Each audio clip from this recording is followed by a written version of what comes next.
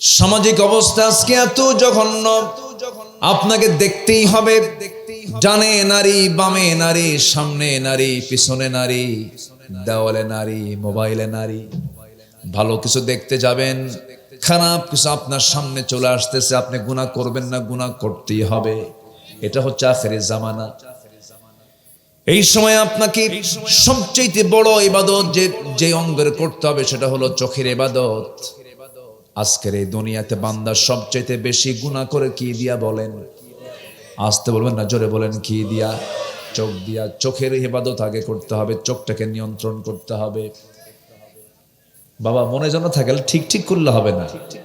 মাহফিলে ঠিক, বাইরে গেলেই যে বেঠিক হয়ে যায়। বেঠিক নাই তো? হ্যাঁ ঠিক আছে, আল্লাহ কবুল করুন, জোরে বলি আমিন। চোখটাকে নিয়ন্ত্রণ করতে হবে। সমাজকে আজকে ধ্বংস করার জন্য গোটা দুনিয়ার মানুষকে আজকে এইভাবে রেখে দিয়েছে একটা ডিভাইস সামনে দিয়া, ঘন্টার পরে ঘন্টা মোবাইলের সময় দিয়ে সময় কাটায় দেয়। 1 ঘন্টা নয়, 2 ঘন্টা নয়, 3 ঘন্টা নয়, আনলিমিটেড টাইম মোবাইলের পিছনে চলে যাচ্ছে, অথচ তেমন কোনো প্রয়োজন ছিল না। ঘন্টার পরে ঘন্টা। আমার বন্ধুগণ, এই যে সময়গুলো চলে যাচ্ছে, অশ্লীল ছবিগুলো সামনে আসতেছে, গুনাহ হয়ে যাচ্ছে চোখের, গুনাহ হয়ে যাচ্ছে নাফসের। আমার বন্ধুগণ, বিশেষ করে যুবকরা যারা আছো, যুবকরা একটু কান পেতে কথাগুলো মনোযোগ দিয়ে শোনো। আজকের আধুনিক দুনিয়া তোমার জীবন যৌবনকে নষ্ট করার জন্য বিভিন্ন মরণ ফাঁদ তোমার সামনে প্রস্তুত, বিভিন্ন গেমস গুলো তোমার সামনে প্রস্তুত, পর্নোগ্রাফি তোমার সামনে প্রস্তুত, যেটার সঙ্গে বাস্তবতার কোনো সম্পর্ক নাই, যার সঙ্গে কখনো জীবনের বাস্তবতায় কোনো মিল নাই, এমন কিছু অবৈধ পর্নোগ্রাফি তোমার সামনে দিয়া তোমাকে ধাঁধায় ফেলে দিচ্ছে, তোমার জীবন যৌবন ধ্বংস করে ফেলছে। তোমার ফ্রন্টাল সেলগুলো, এই কপালের সামনের ফ্রন্টাল ব্রেনের সেলগুলো তোমার শেষ করে দিচ্ছে। জীবন যৌবন সময় সব তোমার ধ্বংস করে দিতেছে। যুবক, ওই সমস্ত বিষয়ের দিকে নজর দেওয়া যাবে না, তোমার সব কিছু এলোমেলো হয়ে যাবে। তুমি একটা জীবন্ত হায়নায় রূপ নিয়ে নিবা। তোমার কাছে পৃথিবীর কোন নারী তোমার কাছে নিরাপদ হবে না, তোমার সামনে তোমার বোনটাও নিরাপদ হবে না। গাঁজা, হেরোইন, আফিম, এগুলো যতটুকু মারাত্মক ক্ষতিকর, তার চাইতে কোনো অংশ একটা ডিভাইস খারাপ, মারাত্মক ক্ষতিকর কম নয়। এই জন্য এটার মিস ইউজ করা যাবে না, এটাকে নষ্ট করা যাবে না। এই জন্য আপনার আমার ইমানকে ধ্বংস করার জন্য শয়তান আজকের দুনিয়াতে সবচাইতে বড় মাধ্যম ব্যবহার করেছে চোখ। কি বলেন, বলেন কি? চোখ। চোখটাকে হেফাজত করতে হবে। আল্লাহ রাব্বুল আলামিন বলেন, ইন্নাস সামআ ওয়াল বাসারা ওয়াল ফুআদা কুল্লু উলাইকা কানা আনহু মাসউলা। শ্রবণ শক্তি, দৃষ্টি শক্তি, অন্তর শক্তি একদিন জিজ্ঞাসিত হবে আল্লাহর দরবারে। এই কান দিয়ে কি শুনেছি, এই চোখ দিয়ে কি দেখেছি, অন্তর দিয়ে কি বাজে চিন্তা করেছি, কি ভালো চিন্তা করেছি, সব কিছুর জবাব দিতে হবে একদিন কার দরবারে? আসতে বলবেন না, কার দরবারে? আল্লাহর দরবারে। এই জন্য আমার বন্ধুগণ, আমাকে প্রত্যেকটা সেকেন্ডকে আমার কাজে লাগাতে হবে। কোনো ক্রমে হারাম কোনো কাজে যাওয়া যাবে না, অবৈধ ইল্লিগাল কোনো ওয়ে আমাকে অবলম্বন করা যাবে না। কারণ আমরা দুনিয়া থেকে চলে যেতে চাই না, ফিরে যেতে চাই। বলেন বলেন বলেন, চলে যেতে চাই না, ফিরে যেতে চাই। ফিরে যেতে চাই কোথায়? বাপের ভিটায়, জান্নাতে। জোরে কোন ইনশাআল্লাহ। আমাদের বাপের ভিটা কোথায়? মুলাডুলি। কোথায় বলেন? জান্নাত।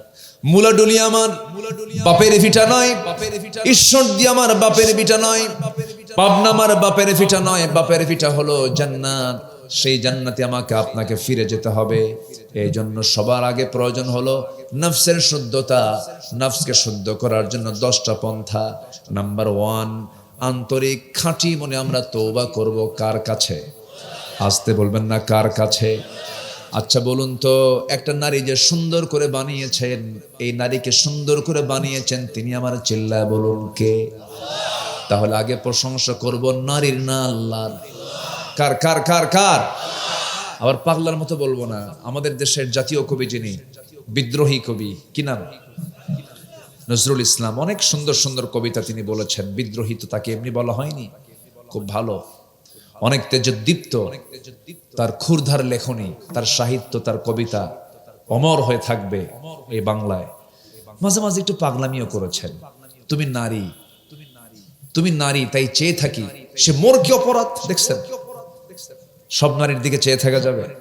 তুমি নারী তাই চেয়ে থাকে, সে মোর কি অপরাধ, না, এটা করা যাবে না। স্ত্রী ছাড়া অন্য কোন স্ত্রীর দিকে তাকানো যাবে? আসতে তাকানো যাবে? যাবে না।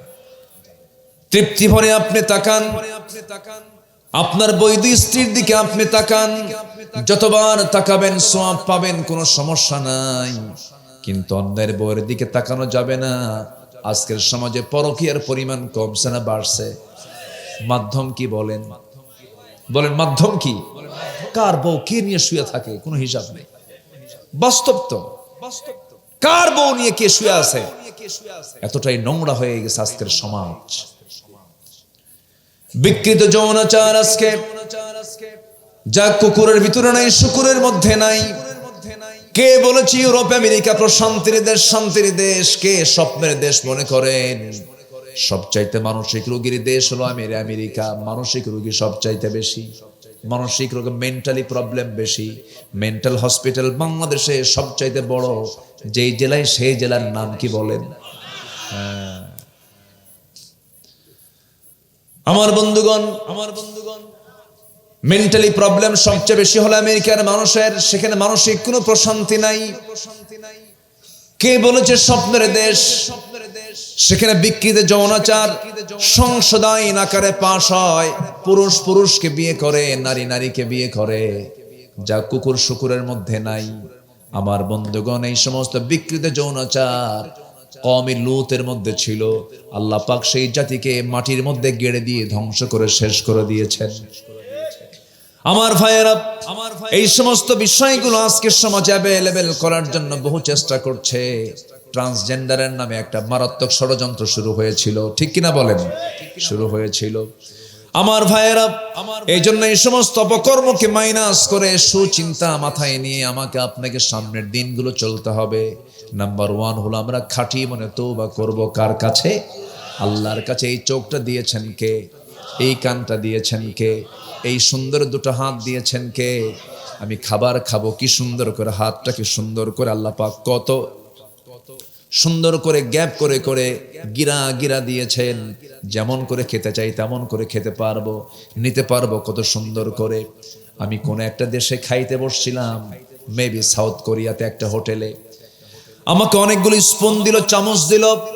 সেই চামচগুলোকে আমি ফেলে দিয়া বললাম, আমার জন্য বোল নিয়ে আসো, হাতটা ধুই আমি খাচ্ছি। ওই দেশে হাত দিয়ে খাওয়াটা অসম্ভব একটা ব্যাপার, অকল্পনীয় ব্যাপার। তারা সবসময় স্পুন ইউজ করে।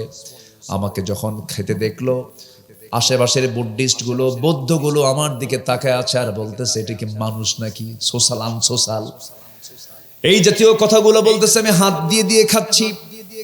তাদের চিন্তা হলো হাত মেখে যাচ্ছে, সেই স্পুন ছাড়া কেমন করে খায়?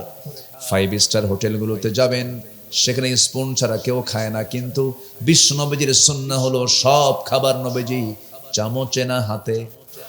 বলেন চামচে না হাতে। এটার একটা সুন্দর ব্যাখ্যা হলো, একটু মনোযোগ দিয়ে শুনবেন। ওই চামচে মুখ একজন দেয় না, 1000 জন দেয়। আর আমার হাতের এই হাতে হাত মুখ দেয় কয়জন? একজন। কি কোনটা মজবুত, কোনটা স্বাস্থ্যসম্মত?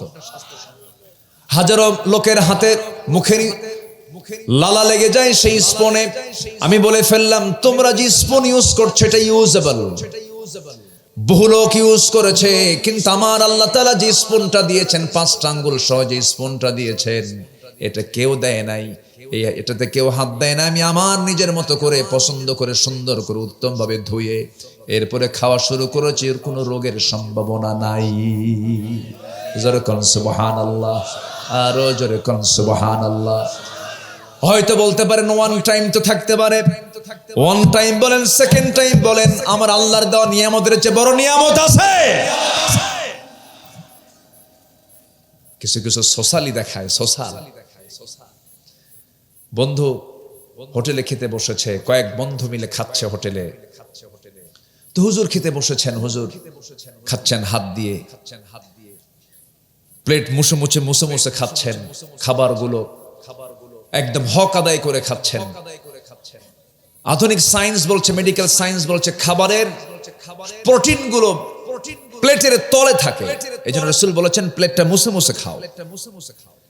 হাড় চাবায়া খাচ্ছে। হুজুরের খাওয়া দেখে পাশের টেবিলে বসা কয়েক বন্ধু মিলে শুধু মানে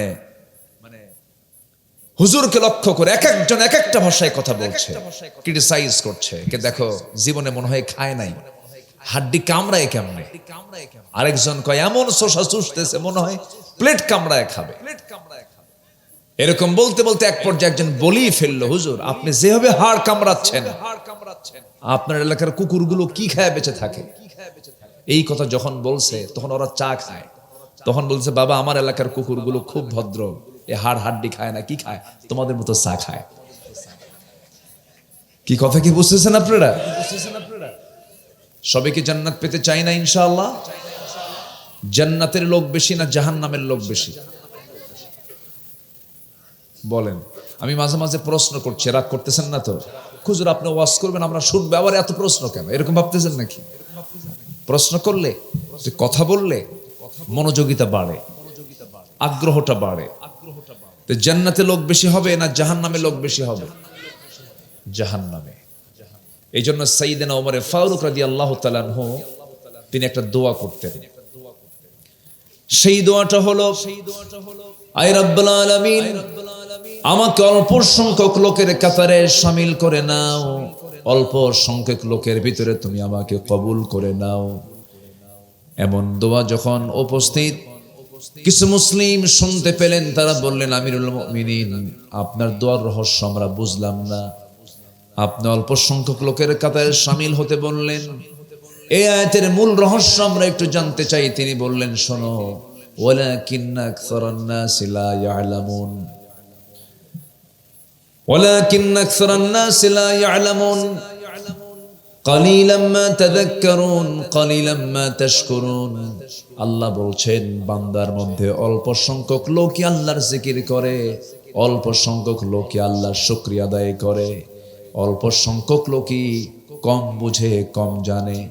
এই জন্য আল্লাহ রাব্বুল আলামিন অল্প সংখ্যক লোককে জান্নাত দিয়ে দিবেন। এই জন্য আমি আল্লাহকে বলি, আল্লাহ আমাকে অল্প সংখ্যক লোকের কাতারে শামিল করে নাও।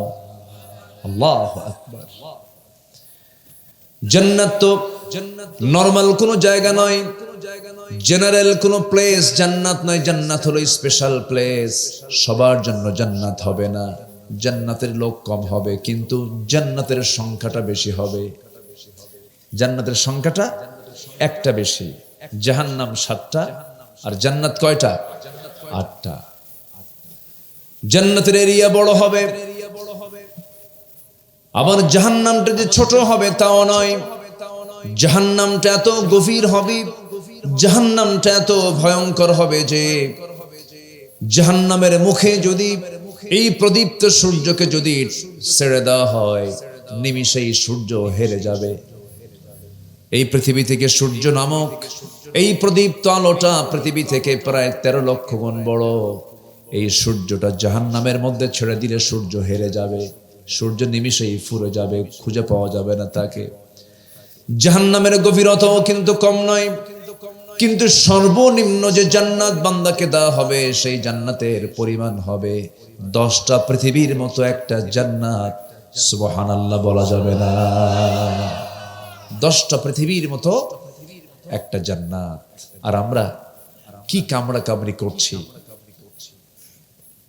আমরা এই পৃথিবী নামক জায়গার অতিথি হয়ে আমরা কি কামড়া কামড়ি করছি, রক্তপাত করছি, একজন আরেকজনকে কামড়াচ্ছি, অপবাদ দিচ্ছি, মামলা করছি, ভাই ভাইকে খুন করছে। মানুষ এতটাই জঘন্য, মানুষ এতটাই চারিত্রিকভাবে নিম্নগামী। চিন্তা করা যায় 3 বছরের শিশু ধর্ষিতা হয়, মরা লাশ কবর থেকে তুলে ধর্ষণ করা হয়। ময়মনসিংহের হালুয়াঘাটে একটা মেয়ে সুইসাইড করেছে, ময়না তদন্তের জন্য লাশটাকে মর্গে আনা হয়েছে, মরা লাশের উপরে ধর্ষণ করা হয়েছে। একটা মানুষকে মেরে টুকরো টুকরো করে ফেলছে, লাশকে বিকৃত করে ফেলছে। সাবেক এক অবৈধ এমপি বলবো আমি, যেহেতু বিগত সরকারের আমলে অবৈধই ছিল, কলকাতায় নিয়ে ঝিনাইদহ ক্যাম্পকে কোপায়া মেরে নয়, ঘরের মধ্যে তুলে পরিকল্পিত প্ল্যান মাফিক হত্যা করে, হাড়গুলোকে পৃথক করে, গোশতগুলোকে টুকরো টুকরো করে কমোডের ফ্ল্যাশে ফ্লাশ করা হয়েছে।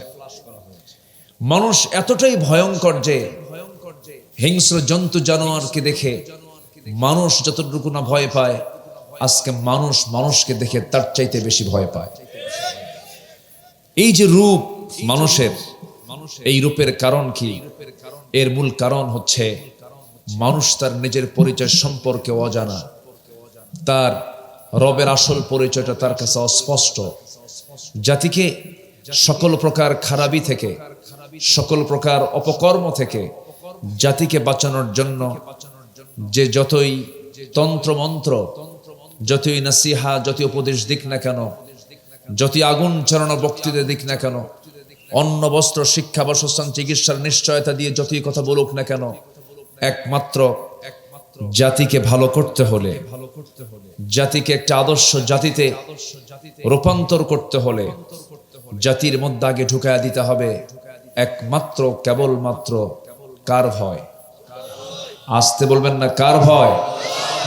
একমাত্র ঢুকায়া দিতে হবে কার মোহাব্বত? বলেন কার মোহাব্বত? আল্লাহর মোহাব্বত, আল্লাহর ভালোবাসাকে বদ্ধমূল করে দিতে হবে। তাহলেই জাতি ভালো হবে। জাতি ভালো হবে দুনিয়াবি চিন্তায় নয়। জাতি ভালো হওয়ার মূল মন্ত্র একটাই, সেটা হলো জাতির মধ্যে ঢুকায় দিতে হবে পরকালীন চিন্তা। কিসের চিন্তা বলেন? পরকালীন চিন্তা ছাড়া একটা জাতিকে, একটা গোষ্ঠীকে কখনো ভালো করা সম্ভব নয়। এজন্য আল্লাহ রাব্বুল আলামিন এই গোটা কোরআনে কারীমের ভিতরে 3 ভাগের 1 ভাগ জুড়ে শুধু পরকাল নিয়ে কথা বলেছেন। কি কাল নিয়ে বলেন? পরকাল নিয়ে। আমরা জানি কাল 3 প্রকার, অতীত, বর্তমান, ভবিষ্যৎ। কিন্তু কাল মূলত 2 প্রকার, একটা হচ্ছে ইহকাল, আর একটা কি কাল বলেন? পরকাল। কোন কাল শ্রেষ্ঠ? কোন কাল উত্তম? পরকাল। আল্লাহ রাব্বুল আলামিন বলেন, ওয়ালাল আখিরাতু খায়রুল লাকা মিনাল উলা ওয়ালাসাউফা ইউতিকা রাব্বুকা ফাতারদা। আরেক জায়গায় বলছেন ওয়াল আখিরাতু খায়রুন ওয়া আবকা। জোরে বলুন আল্লাহু আকবার। আরেক জায়গায় বলছেন, মহান রব্বুল আলামিন বলেন, যুইনা লিন-নাসি হুব্বুশ শাহাওয়াতি মিনান নিসাই ওয়াল বানিনা ওয়াল কানাতিরিল মুকান্তারা মিনাল যাহাবি ওয়াল ফিদ্দাতি ওয়াল খাইলিল মুসাওওয়ামাতি ওয়াল আনআমি ওয়াল হারথ যালিকা মাতাউল হায়াতিদ দুনিয়া ওয়াল্লাহু ইনদাহু হুসনুল মাআব। জোরে বলুন আল্লাহু আকবার। মানুষের জন্য 6টা জিনিসকে আকর্ষণীয় করে দেওয়া হয়েছে। 6 জিনিসের প্রতি মানুষের আসক্তি চরম কাজ করে। নাম্বার 1, পুরুষের জন্য নারী, নারীর জন্য পুরুষ। এ আকর্ষণ করে দিয়েছেন যিনি, তিনি আমার কে? আসতে বলবেন না কে? আদম আলাইহিস সালাতু ওয়াস সালাম, হাওয়া আলাইহিস সালাতু ওয়াস সালাম, দুজনের মধ্যে আল্লাহ রাব্বুল আলামিন বিশাল সম্পর্কের যে ভিত্তি রচনা করে দিলেন, সেই মোহাব্বত গুলো আজও পৃথিবীতে আছে না নাই? নারীর জন্য পুরুষ পাগল, পুরুষের জন্য নারী পাগল। এই দুটার প্রতি আসক্তি আল্লাহ পাক নিজে দিয়ে দিয়েছেন। কিন্তু আল্লাহ বলছেন, বান্দারে, এই মোহাব্বত, এই আকর্ষণ তো আমার জন্য, আমি তোমার জন্য অবৈধ করি নাই। যদি বিয়ের সম্মতিতে, বিয়ের বৈধ সম্পর্ক যদি হয় কোনো সমস্যা নাই, কিন্তু বিয়ে বহির্ভূত সম্পর্ক করা যাবে না। এটা হালাল না হারাম? এটা হালাল না হারাম? হারাম, সম্পূর্ণরূপে হারাম। একটা প্রশ্ন করব বন্ধুগণ, একটু বলুন তো, আজকের সমাজে হালাল সম্পর্ক বেশি না হারাম সম্পর্ক বেশি? হারাম। কত যে লাইন এখন খুলেছে অনলাইনে, অ্যাপসের শেষ নাই। ইমো, কি ইমো, ওই বাপরে বাপ, কি ঠিক ঠিক তো কিছুই নাই। Imo, Line, Viber, Messenger, WhatsApp, Twitter, Instagram, Kurigram, কত লাইন খুলে রেখেছে। এই সমস্ত এত লাইনে তুমি ঢুকবা কখন? আল্লাহর জিকির করবা কখন? সম্মানিত ভাইয়েরা, এই সমস্ত ইললিগ্যাল রিলেশন গুলোকে সম্পূর্ণরূপে কাট না করতে পারলে আল্লাহর সম্পর্ক কখনো গড়া সম্ভব নয়। এই জন্য বৈধ সম্পর্কের দিকে যেতে হবে। আল্লাহ রাব্বুল আলামিন বলেন, বান্দা মনোযোগ দিয়ে, আল্লাহ তার বান্দাকে মনোযোগ দিয়ে শোনার জন্য বলছেন, বান্দা শোনো, নারীকে আকর্ষণ করেছে, সন্তানকে আকর্ষণ করেছি, পঞ্জীবিত স্বর্ণরৌপ্যকে আকর্ষণ করেছি, শস্যাদির ফল শস্যাদি এটাকে আকর্ষণ করেছি, চিহ্নিত অশ্বকে আকর্ষণ করে দিয়েছি। এগুলোর সব দুনিয়ার জীবনের উপকরণ। কিন্তু জেনে রেখে দিও, মহান নবীর কাছে ফিরে যাওয়াটাই উত্তম প্রত্যাবর্তন স্থল। তার কাছে একদিন ফিরে যেতেই হবে। তার কাছে আমি যা পাবো তার সঙ্গে কোনো তুলনায় চলবে না। কারণ জান্নাতের মধ্যে একটা করে রাখার জায়গার দাম খায়রুদ দুনিয়া ওয়া মা ফিহা, দুনিয়া এবং দুনিয়ার মাঝে যা কিছু আছে তার চাইতে বড় বেশি দামি। জোরে কোন সুবহানাল্লাহ। আমি কি আলোচনা চালাবো? দুই একজন করে যে ওঠেন, এই যে চাচা, এই যে এই যে এই যে এই যে বসেন। যাওয়া যাবে না, মন চাইলে ওঠা যাবে না। কারণ এ আব্বাই খিতা, বসেন বসেন বসেন। হাতে কি বাবা? দেখি হাতে, দেখি ওটা কি। দেখেন, খাড়া হও তো একটু দেখি, সবাইকে দেখাও যে হাতে আবার এটা। এই যে দেখছেন হাতে কি লাগাইছে? ব্রেসলেট। বিশাল ব্যাপার। মাথার চুলের সাইজ গুলো দেখছেন আজকে যুবকদের? মাথার চুলগুলো দুই দিকে নাই, পিছনেও নাই, চামড়া বের করা। মাথার উপরে গোল করে সেন্ট মার্টিন দ্বীপ, ঠিক আছে না? নারিকেল জিঞ্জিরা, চতুর্দিকে পানি, মাঝখানে ওই নারিকেল গাছ দিয়ে আল্লাহ পাক একটা দ্বীপ বানায় দিয়েছেন। ওই দ্বীপের মানুষ কেমনে খাবে, কেমনে চড়বে, আল্লাহ পাক সেখানে নারিকেল গাছ দিয়েছেন। নারিকেলটা এমন একটা আল্লাহ পাক নিয়ামত দিয়েছেন, এর মধ্যে পানিও আছে, এর মধ্যে রুটিও আছে। যেরকম সুবহানাল্লাহ। সে সুন্দর করে রুটির মতো করে বাস বের হয়ে গেল, কিছু পানি থাকলো। রুটি আর পানি হলে আর কি লাগে? ওটা দিয়ে জীবন চলে যায়। বলি আলহামদুলিল্লাহ। নারিকেল জিঞ্জিরা, সেন্ট মার্টিন দ্বীপ, মাথার চুল, তারপরে শার্ট একখান পরে মাশাআল্লাহ, প্যান্ট এত নিচে পড়ে সীমান্ত বর্ডার, নাভির উপরে হলো প্যান্ট পরার সিস্টেম। এটাকে একদম নাভির মানে এত নিচে পড়ে যে কোনো মুহূর্তে অ্যাক্সিডেন্ট হতে পারে। এই হলো প্যান্টের সাইজ। নতুন প্যান্ট কিনা আনে হাঁটু ফাটা। কি ফাটা প্যান্ট? হাঁটু ফাটা প্যান্ট। ভালো প্যান্টের দাম বেশি না হাঁটু ফাটা প্যান্টের দাম বেশি? ফাটা প্যান্টের দাম বেশি। ফাটা প্যান্টের দাম হলো ৮,০০০ আর ভালো প্যান্টের দাম হলো ৮০০ টাকা। এই হলো অবস্থা। আমি মসজিদে গেছি নামাজ পড়তে, আমি সুন্নত ২ রাকাত পড়বো। ২ রাকাত নফল তো মসজিদে ঢুকেই পড়তে হয়, এটা সুন্নাহ। ফরজ যদি না শুরু হয় ঢুকেই কয় রাকাত সুন্নাহ, এটাকে নফল মনে করে আমরা পড়বো। তো আমি নিয়ত করেছি পড়বো। আমি সামনে দেখি এক ছেলে এরকম নামাজ পড়তেছে, এরকম প্যান্ট আর শার্ট পরে। ভাবলাম দেখি ওর নামাজটা আগে দেখি। রুকুতে যখন গেল তখন দেখি রুকুর ঠেলায় শার্ট উপরে, প্যান্ট নিচে, মাঝখানে কিছু নাই। ভাবলাম এ তো রুকু, দেখি সেজদায় কি হয়। সেজদায় যাওয়ার পরে দেখি প্যান্ট খুলে আন্ডার প্যান্ট বের হয়ে গেছে। আমি কি ভুল বলতেছি? যে পোশাক তোমাকে উলঙ্গ বানায়, এটা পোশাক নয়, এটা উলঙ্গপনা, বেহায়াপনা। এগুলো বাদ দিয়ে দাও। ছেলে মানুষ, হাতে বালা, কানে দুল, কোমরে বেল্টের তালা, রাস্তায় যখন হাঁটে বুঝা আমি একখান মাল, তুমি কিচ্ছুই না, তুমি কসু। এগুলো বাদ। যুবকরা, পোশাকের দিকে তাকালে যেন মনে হয় তুমি মুসলিম, তুমি ভারসাম্যপূর্ণ একজন ব্যক্তি, তুমি একজন ইমানদার। এমন পোশাক, শালীনপূর্ণ পোশাক তোমাকে পরতে হবে। আল্লাহ যুবকদেরকে বোঝার তৌফিক দান করুন। জোরে বলি আমিন। আরো জোরে বলুন আমিন। সম্মানিত ভাইয়েরা, বহু কথা আছে, আস্তে আস্তে করে বলবো। আমাকে সময় দিচ্ছেন তো নাকি? আচ্ছা বলুন তো, অন্ধকার দূর হলে কি আসে? আলো আসে। তাহলে এই যে দিন আর রাত, রাতের এই আধার কেটে যায় কি উঠলে পরে? সূর্য উঠলে। এটা সহজ। রাতের আধার কেটে গেল,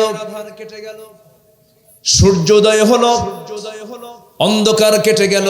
কিন্তু আত্মা যদি অন্ধকার হয়ে যায়, এই নাফসটা যদি অন্ধকার হয়ে যায়, এটার আলো আপনি কি দিয়ে দিবেন? সূর্য দিয়া নাকি? সূর্যের আলো দিয়া তো এই আত্মার অন্ধকার দূর করা যাবে না। এই জন্য আত্মার মধ্যে যে অন্ধকার দিকগুলো আছে, আত্মার মধ্যে যে ভেজাল দিকগুলো আছে, আত্মশুদ্ধিতার জন্য আমাকে আপনাকে চেষ্টা করতে হবে। বাহিরের দিকটা আগে ঠিক করা দরকার না ভিতরের দিকটা ঠিক করা দরকার? আগে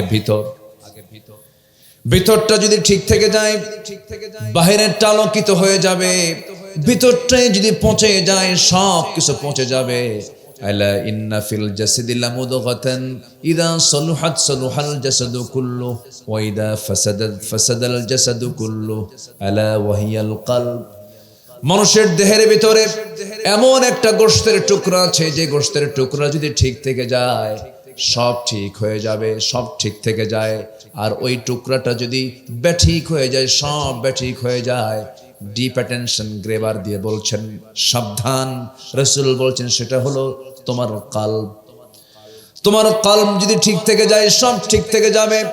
এই জন্য আমাকে আপনাকে ভিতরের জিনিসটা আগে ঠিক করতে হবে। হিংসা মুক্ত, অহংকার মুক্ত, রাগ মুক্ত। হিংসা থাকা যাবে না, অহংকার থাকা যাবে না, অবৈধ কামনা বাসনা থাকা যাবে না। এই সমস্ত যে সমস্ত নফসের ক্যান্সার গুলো আছে, ইমানের যে ক্যান্সার গুলো আছে, এই ক্যান্সার গুলোকে নিজের জীবন থেকে মাইনাস যে বান্দা করতে পারবে, আল্লাহ রাব্বুল আলামিন সুন্দর করে বলছেন, যারা পারেন সুন্দর করে বলুন, قد أفلح من تزكى وذكر اسم ربه فصلى بل تؤثرون الحياة الدنيا والآخرة خير وأبقى إن هذا لفي الصحف الأولى صحف إبراهيم وموسى জোরে বলুন আল্লাহু আকবার। আরো জোরে বলুন আল্লাহু আকবার। সফলতার সূত্র আল্লাহ রাব্বুল আলামিন 2-3টা আয়াতই দিয়ে দিয়েছেন। সূরা আলার মধ্যে চলে যান, আল্লাহ রাব্বুল আলামিন বলছেন কোন বান্দা সফল? যার মধ্যে 3টা কাজ থাকবে। কয়টা কাজ থাকবে বলেন? 3টা কাজ থাকবে। আজকে আমার আলোচনার সাবজেক্ট হলো আমার নিজের নফসের এই শুদ্ধতার জন্য আমরা আজকে 10টা পন্থা শিখে যাব। 10টা পন্থা, 10টা পথ আজকে আমরা শিখে যাব। সবাইকে রাজি আছেন? যদি একটু সময় লেগে যায় কোনো সমস্যা নাই তো? জোরে বলি ইনশাআল্লাহ। আচ্ছা, ঈশ্বরদীর ভাষার সাথে পাবনার ভাষার মনে হয় মিল খুব একটা নাই। হ্যাঁ, বুঝলাম না, একই জেলা কিন্তু ভাষাটা একটু ভিন্ন মনে হচ্ছে। খাবুল হয়তো মাহালুকা, এটা নাই তো এইদিকে, এইদিকে এটা নাই। জেলা একই কিন্তু ভাষাটা, আপনাদের ভাষাটার মধ্যে অনেক শুদ্ধতা আমি লক্ষ্য করলাম। বসে বসে কথা বললাম তো কোনো টান পেলাম না। এ মা ভাত নাদিসু, এটা তো দেখলাম। হ্যাঁ হ্যাঁ, কুষ্টিয়ার কাছে এটার একটা ফ্লেভার আপনাদের ভাষার মধ্যে পেয়েছি আমি, খুব ভালো। না, কুষ্টিয়ারও সব ভাষা কিন্তু অতটুকু এরকম না, খোকসা পাবনার সঙ্গে লেগে গেছে। তারপরে কুমারখালী পাবনার ভাষার সাথে কিছু আছে, একই জেলা অথচ দেখেন ভাষাটা কত চেঞ্জ। আপনার ভাষার মধ্যে অনেক মিষ্টতা আছে। বলি আলহামদুলিল্লাহ, জোরে বলি আলহামদুলিল্লাহ। সংস্কৃতিরও কিছু কম বেশি আছে, ভাষার সাথে তো সংস্কৃতির অনেক কিছু থাকে। আল্লাহ পাক এই এলাকার মানুষকে সঠিকভাবে শুদ্ধ করে, বাংলা ভাষা যেমন শুদ্ধ, আল্লাহ পাক আপনাদেরকে কোরআনটাকেও শুদ্ধ করে পড়ার তৌফিক দান করুন। জোরে বলি আল্লাহুম্মা আমিন। আমি কি কষ্ট দিচ্ছি নাকি আপনাদের? আলোচনা চালাই। তাহলে এই আত্মশুদ্ধিতার জন্য, নফসকে শুদ্ধ করার জন্য আজকে আমরা 10টা পথ, 10টা পন্থা আমরা আজকে শিখে যাব। 10টা সিস্টেম, পদ্ধতি আমরা শিখে যাব। কোন কোন কাজ করলে পরে আমার নফসটা ঠিক থাকবে, শুদ্ধ হয়ে যাবে, এটা আমরা আজকে 10টা দিক আমরা একটা একটা করে ব্যাখ্যা সহকারে একটু অল্প সময় করে হলেও আমরা আজকে শিখে যাব। কারণ নফস ছাড়া কে কে আছেন হাত তোলেন। নফস ছাড়া কে কে আছেন? ওই যে হাত তুলছে একজন। নফস ছাড়া কেউ আছেন নাকি? নফস ছাড়া সবাই, নফস ছাড়া কেউ আছি? কেউ নাই, সবাই নফস নিয়ে আছে। সবচেয়ে বড় সমস্যা হচ্ছে এই নফসের প্রবলেম। এটা খুব ডিস্টার্ব করে। কি নফসের ডিস্টার্ব আছে না নাই? সুন্দরী মহিলার সামনে দিয়ে গেলে দেখতে মন চায়। দেখেন সব চুপ করে আছে, মনে হয় কেউ নাই, সব ফেরেশতা। এই দেখতে মন চায় কিনা? তাহলে ঠিক আছে। যদি না মন চায় তাহলে ভাববো যে আপনি মানুষ না। চুপচাপ থাকেন কেন? দেখতে মন চায়, কিন্তু দেখতে মন চাইলেই কি দেখা যাবে? এটার নাম ঈমান। এটার নাম কি বলেন? ঈমান। দেখতে মন চাচ্ছে কিন্তু আমি দেখতেছি না। কিন্তু আপনি দেখবেন না কেন? সামাজিক অবস্থা আজকে এত জঘন্য, আপনাকে দেখতেই হবে। ডানে নারী, বামে নারী, সামনে নারী, পিছনে নারী, দেওয়ালে নারী, মোবাইলে নারী। ভালো কিছু দেখতে যাবেন, খারাপ কিছু আপনার সামনে চলে আসতেছে, আপনি গুনাহ করবেন না, গুনাহ করতেই হবে। এটা হচ্ছে আখিরের জামানা। এই সময় আপনাকে সবচেয়ে বড় ইবাদত যে অঙ্গের করতে হবে সেটা হলো চোখের ইবাদত। আজকের এই দুনিয়াতে বান্দা সবচেয়ে বেশি গুনাহ করে কি দিয়া বলেন? আসতে বলবেন না, জোরে বলেন। কি দিয়া? চোখ দিয়া। চোখের ইবাদত আগে করতে হবে, চোখটাকে নিয়ন্ত্রণ করতে হবে। বাবা মনে যেন থাকে, ঠিক ঠিক করলে হবে না। মাহফিলে ঠিক, বাইরে গেলেই যে বেঠিক হয়ে যায়। বেঠিক নাই তো? হ্যাঁ ঠিক আছে, আল্লাহ কবুল করুন। জোরে বলি আমিন। চোখটাকে নিয়ন্ত্রণ করতে হবে। সমাজকে আজকে ধ্বংস করার জন্য গোটা দুনিয়ার মানুষকে আজকে এইভাবে রেখে দিয়েছে একটা ডিভাইস সামনে দিয়া। ঘন্টার পরে ঘন্টা মোবাইলের সময় দিয়ে সময় কাটায় দেয়। 1 ঘন্টা নয়, 2 ঘন্টা নয়, 3 ঘন্টা নয়, আনলিমিটেড টাইম মোবাইলের পিছনে চলে যাচ্ছে, অথচ তেমন কোনো প্রয়োজন ছিল না। ঘন্টার পরে ঘন্টা। আমার বন্ধুগণ, এই যে সময়গুলো চলে যাচ্ছে, অশ্লীল ছবিগুলো সামনে আসতেছে, গুনাহ হয়ে যাচ্ছে চোখের, গুনাহ হয়ে যাচ্ছে নফসের। আমার বন্ধুগণ, বিশেষ করে যুবকরা যারা আছো, যুবকরা একটু কান পেতে কথাগুলো মনোযোগ দিয়ে শোনো।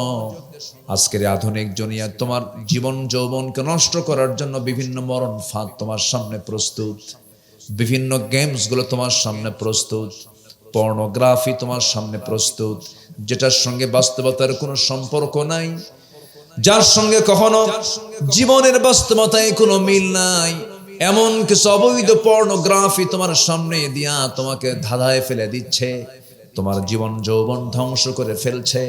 তোমার ফ্রন্টাল সেলগুলো, এই কপালের সামনের ফ্রন্টাল ব্রেনের সেলগুলো তোমার শেষ করে দিচ্ছে। জীবন যৌবন সময় সব তোমার ধ্বংস করে দিতেছে। যুবক, ওই সমস্ত বিষয়ের দিকে নজর দেওয়া যাবে না, তোমার সব কিছু এলোমেলো হয়ে যাবে। তুমি একটা জীবন্ত হায়নায় রূপ নিয়ে নিবা।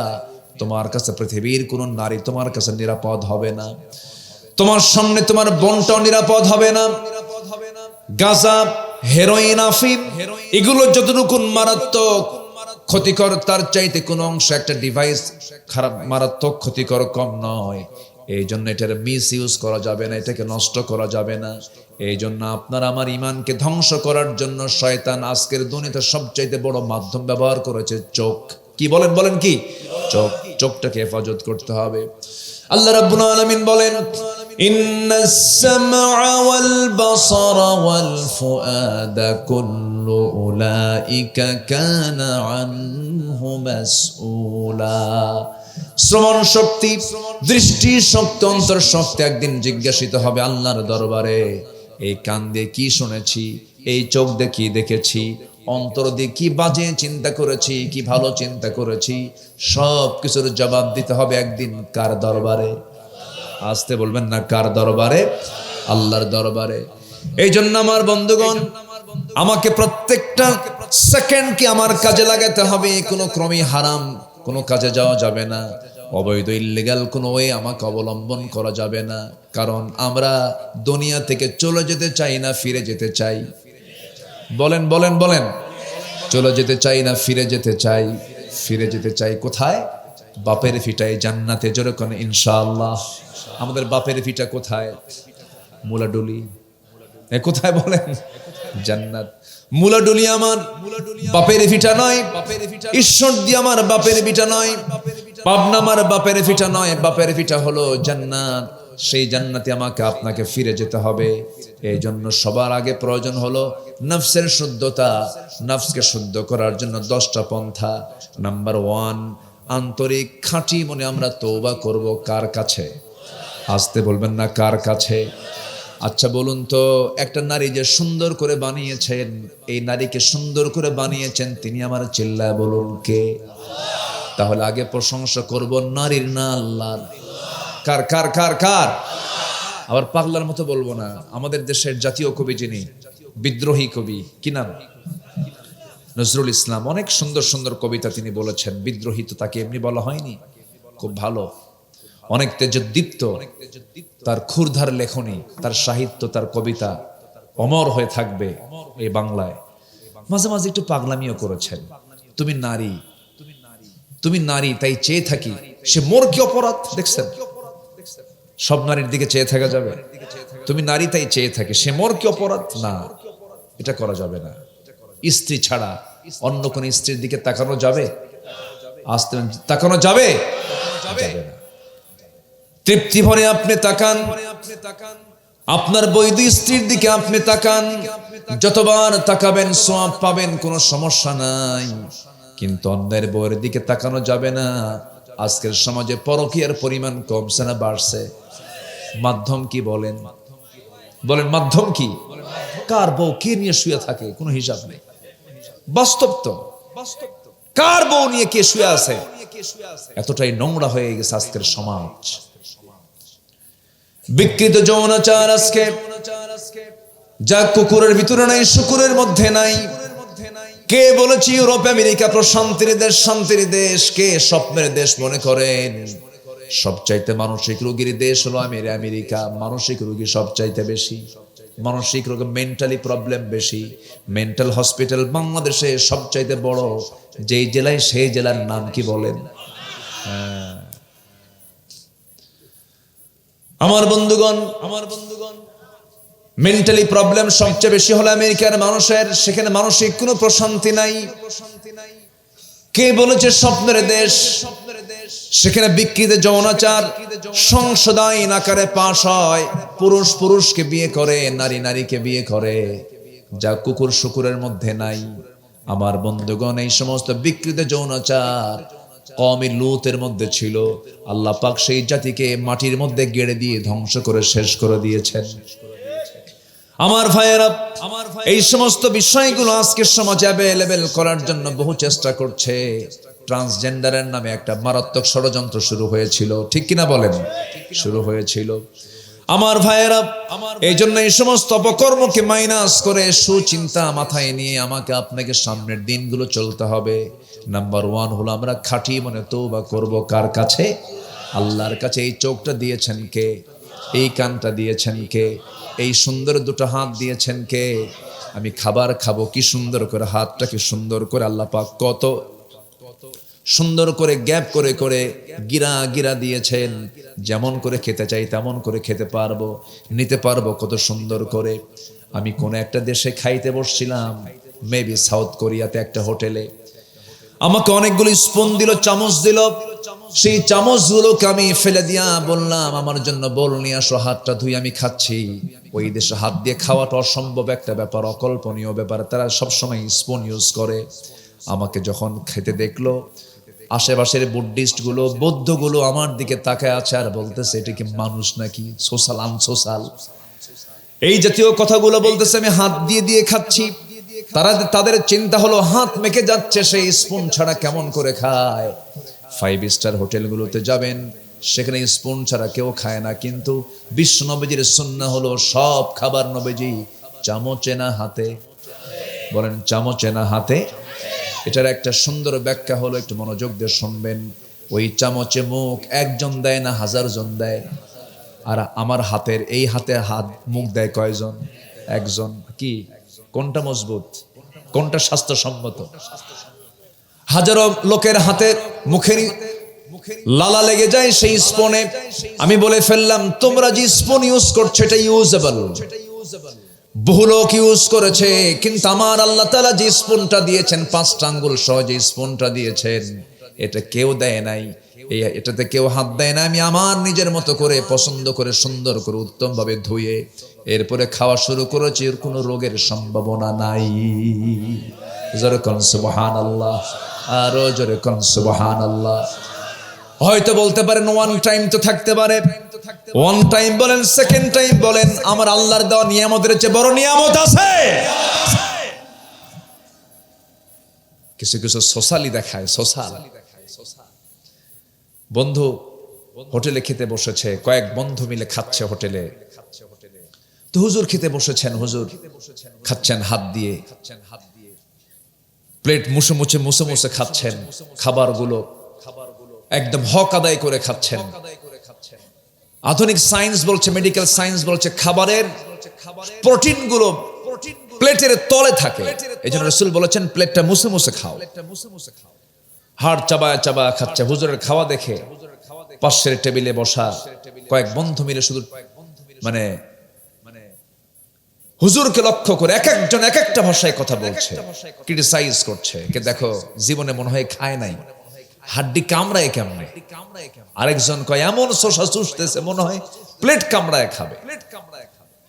এরকম বলতে বলতে এক পর্যায়ে একজন বলেই ফেললো, হুজুর আপনি যেভাবে হাড় কামড়াচ্ছেন, আপনার এলাকার কুকুরগুলো কি খায় বেঁচে থাকে? এই কথা যখন বলছে তখন ওরা চা খায়। তখন বলছে, বাবা আমার এলাকার কুকুরগুলো খুব ভদ্র, এ হাড্ডি খায় না, কি খায়? তোমাদের মতো চা খায়। কি কথা কি বুঝতেছেন আপনারা? সম্মানিত ভাইয়েরা, বাম হাতে খাওয়া, এরপরে বাম হাতে কোনো কাজ শুরু করা, ভালো কাজ শুরু করবো আমরা বাম হাতে না ডান হাতে? ডান হাতে। এগুলো ইসলামী সংস্কৃতি, কালচার, এগুলোকে আমরা লালন করব। জোরে বলি ইনশাআল্লাহ। এই যে হাত দিয়েছেন, এই যে চোখটা দিয়েছেন, এই চোখটা মার পেট থেকে নিয়ে এসেছি। চোখের কোনো পরিবর্তন আছে নাকি বলেন? এই চোখকে কেউ দিতে পারবে নাকি বলেন? এই চোখটা কেউ দিতেও পারবে না। চোখ যদি একবার চলে যায়, এই চোখটাকে আর কখনো রিকভার করা যায় না, অন্ধ হয়ে যায়।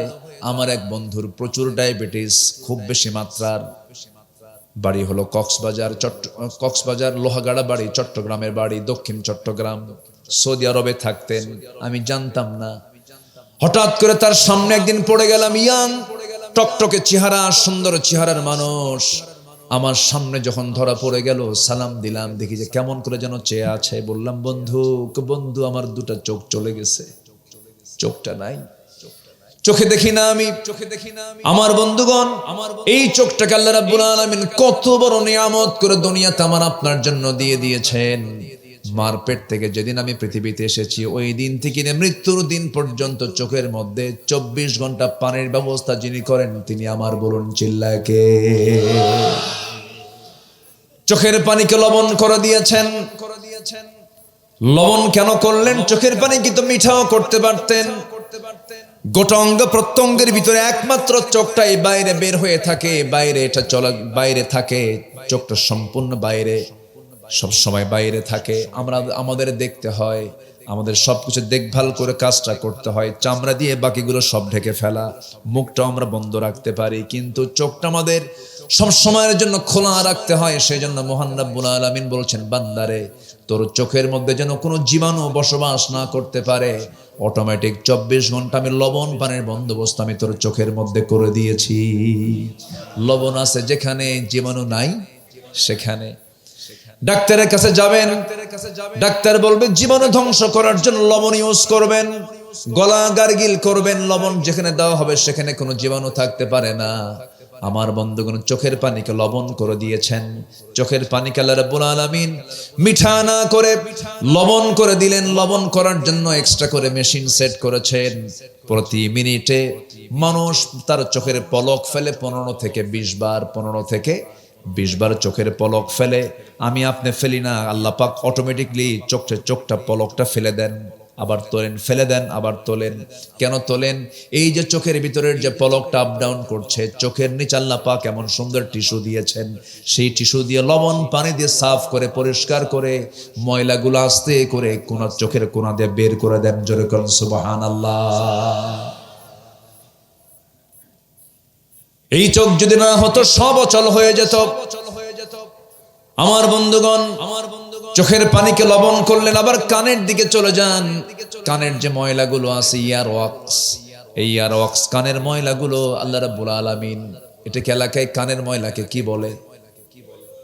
হ্যাঁ, গরু খায়, গরু খায়। এই খোল সেই খোল নয়, এটা হলো কানের উপকারী ময়লা। কোন ডাক্তার, ইএনটির কোন ডাক্তার, কান নাক গলার যারা ডাক্তার, তারা কখনো বলে না যে কানের মধ্যে কোনো কিছু ঢোকানো যাবে না। হ্যাঁ, পানি ঢুকেছে, ময়লা হয়েছে, পেকে গেছে, তখন ডাক্তারের শরণাপন্ন হতে হয়। কানের যে ময়লা, এই ময়লাটা আল্লাহ রাব্বুল আলামিন নিজেই দিয়ে রেখেছেন। কেন?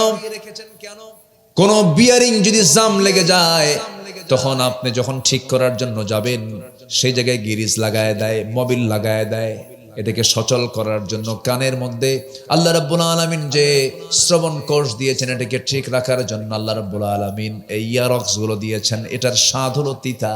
এটার স্বাদ কি বলেন? তিক্ত, তিতা তিতা সাইজ। এটা চোখের পানি হলো লবণ, কানেরটা হলো তিক্ত তিক্ত স্বাদ, তিতা তিতা লেগে যায়। আপনি যখন ঘুমাতে যাবেন, কানের ময়লা যদি মিষ্টি হতো, ঘুমানোর সঙ্গে সঙ্গে নিথর দেহ আপনার হয়ে যেত, সমস্ত পিঁপড়াগুলো আপনার কানে জমা হতো। কান সাফ করবেন না, ঘুম পারবেন? কি পাহারা দিবেন আপনি? আল্লাহ রাব্বুল আলামিন এই জন্য কানের ময়লা কি তিক্ত করে দিয়েছেন। কোন পিঁপড়া যদি মিষ্টি যদি মনে করো যে বেলাইনে ঢুকেও যায়, যখন ভিতরে গিয়ে দেখবেন না, জিব্বা দিয়ে টেস্ট করবে, তিতা থেকে লাভ নাই, বের হয়ে আসি। সুবহানাল্লাহ বলা যাবে না। কানকে সিকিউর করলেন, চোখকে সুন্দর করে সুস্থ রেখে দিলেন। এবার আসেন মুখের দিকে। মুখের ভিতরে যে জিহ্বা আছে, জিহ্বাটা জোয়ারে থাকে না ভাটায় থাকে? বলেন। দুটা ফলের নাম নেব, দেখবেন জিহ্বায় পানি আসবে। তেঁতুল, জলপাই। দেখেন পানি আসছে মনে হয় কারো। গাছ কত দূরে, শুধু গাছের পাতা দেখলে পরে আর ঝুলে ঝুলে আছে তেঁতুল, দেখলে পরেই দেখবেন লাফ মেরে মুখ থেকে লালা গুলো বের হয়ে অন্যের গালে গিয়ে জমা হয়। তুই কি করিস রে, কেমনে যে গেল টের পাই নাই। এই যে আপনার চোখে মুখের যে লালাটা আল্লাহ রাব্বুল আলামিন এমন জোয়ার দিয়ে দিয়েছেন, এই জোয়ার যদি না হতো কোনো স্বাদ থাকতো না। এই জোয়ারের পানিকে আল্লাহ রাব্বুল আলামিন মিঠা করেন নাই, তিক্ত করেন নাই। এটাকে আল্লাহ রাব্বুল আলামিন করেছেন টকও করেন নাই, করে দিয়েছেন নিউট্রাল, স্বাধীন করে দিয়েছেন। চোখেরটা লবণ, কানেরটা তিতা, আর মুখেরটা স্বাধীন করেছেন। কেন? অসংখ্য স্বাদ যখন তোমার চোখে, তোমার জিহ্বায় যখন পড়ে যাবে, ব্রেনে সিগন্যাল দেবে জিহ্বা, এটা শুটকি মাছ, এটা পুঁটি মাছ, এটা লটকা ফিশ, এটা হলো ইলিশ মাছ, এটা কাতল মাছ, এটা রুই মাছ, গরু গোশত, খাসির গোশত, মহিষের গোশত, সবগুলো ক্লাসিফিকেশন করে দেবে যে যন্ত্র, সেটার নাম হলো জিহ্বা। কি মেশিন? সুবহানাল্লাহ বলা যাবে না। যদি এই পানি যদি মিষ্টি হতো, তাহলে কি হতো জানেন? সব মিষ্টি মিষ্টি মনে হতো, কোনো স্বাদ পাওয়া যেত না। আল্লাহু আকবার বলেন। এই চোখের মধ্যে কত কালার!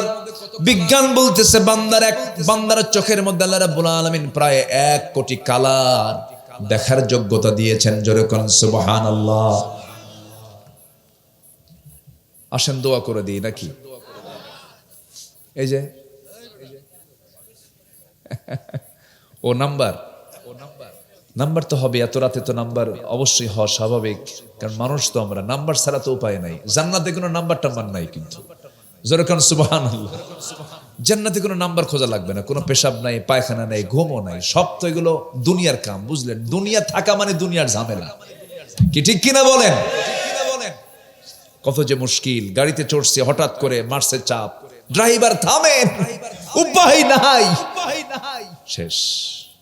যত বড় কাজ থাকুক না কেন এর উপরে আর কোনো কাজ নাই। জান্নাতের মধ্যে এগুলো কোনো ঝামেলাই নাই। আল্লাহু আকবার বলেন। জান্নাতে সবাইকে যেতে চাই, নামাজ না পড়া সমস্যাই তো এই জায়গায়। হুজুর ওয়াজ করেন খুব মজা পায়, কিন্তু ওজুর পানি খুব ঠান্ডা, ওজুর পানি খুব ঠান্ডা, এটা করা যাবে না। নামাজ পড়তে রাজি আছেন না সবাই ইনশাআল্লাহ? জি আমার বন্ধুগণ, এইরকম করে গোটা দেহটাকে আল্লাহ রাব্বুল আলামিন এত সুন্দর করে সাজায়া দিয়েছেন।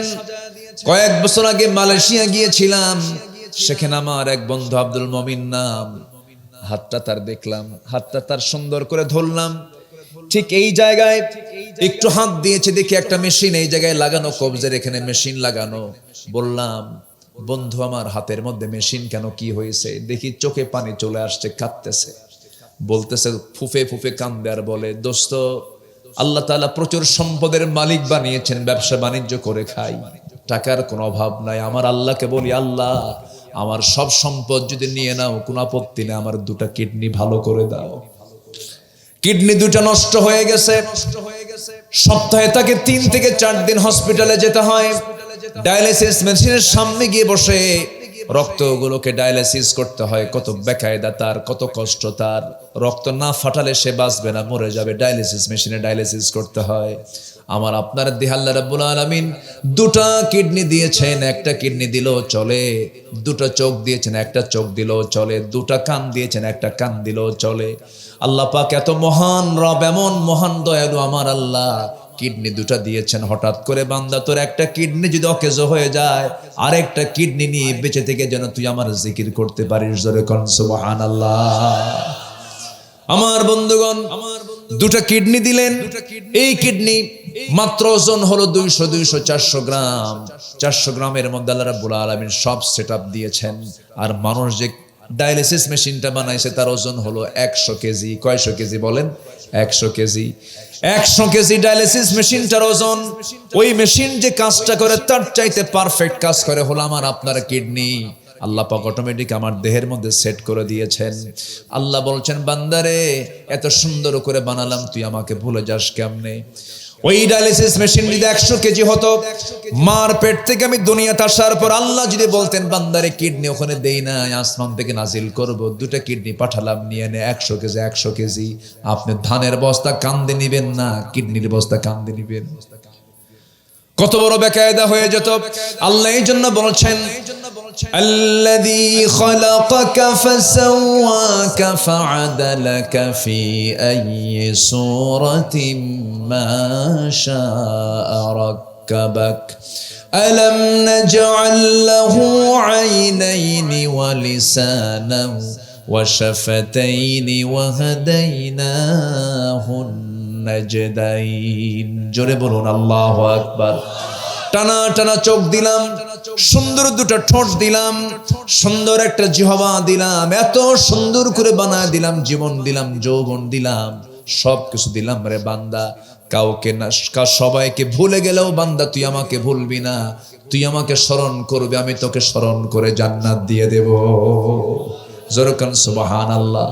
একটা প্রশ্ন করি, বলুন তো, আল্লাহ আমাকে বেশি ভালোবাসেন না আমি আল্লাহকে বেশি ভালোবাসি? বলেন বলেন বলেন বলেন। আল্লাহ আমাকে বেশি ভালোবাসেন। গোটা রাত ধরে মদের বোতল নিয়ে বসে বসে খায়, আছে না নাই? পাবনায় আছে না নাই? গোটা রাত ধরে মদের বোতল নিয়ে বসে বসে খায়, অন্যের বউ নিয়ে শুয়ে থাকে। আমার আল্লাহ কত বড় দয়ালু, আল্লাহ কত বড় ধৈর্যশীল। ওই মদ্যপ ব্যক্তির সামনে, জেনাকারের সামনে অক্সিজেনটা ধরে ধরে খাওয়ান, আর বলেন, বান্দা তওবা কর, আমার কাছে ফিরায়, আমি তোকে মাফ করে দেব। জোরে কান সুবহানাল্লাহ। এক নাম্বার হলো তওবা করা। আল্লাহর কাছে আমরা সুন্দর করে তওবা করব, চোখের পানি ফেলে ফেলে কাঁদবো। চোখের পানি কে দিয়েছেন বলেন? আমরা কাঁদবো কার কাছে? পৃথিবীর কোন মানুষের কাছে কেঁদে কোনো লাভ নাই। স্ত্রীর কাছে কাঁদবেন, স্ত্রী বলবে তুমি কেমন পুরুষ, চোখের পানি আনো। আবার স্ত্রী কাঁদবে, স্বামীরা বলবে মহিলা মানুষ এমন করে কান্দেই। দুনিয়াতে কেউ কান্নার মূল্য দেবে না, কান্নার মূল্য একমাত্র দিবেন যিনি, তিনি আমার কে। একমাত্র যদি বান্দার চোখের পানি, আল্লাহর ভয়ে যদি কোনো বান্দার চোখের পানি ফেলতে পারে, ওই এক ফোঁটা চোখের পানি দিয়ে 7টা জাহান্নাম নিভে যাবে, আল্লাহ পাক তাকে জান্নাত দিয়ে দিবেন। জোরে করুন সুবহানাল্লাহ। আল্লাহ সুন্দর করে বলছেন, ওয়াল্লাযীনা ইয়াবিতুনা লিরাব্বিহিম সুজদান ওয়া কিয়ামা। জোরে বলুন আল্লাহু আকবার।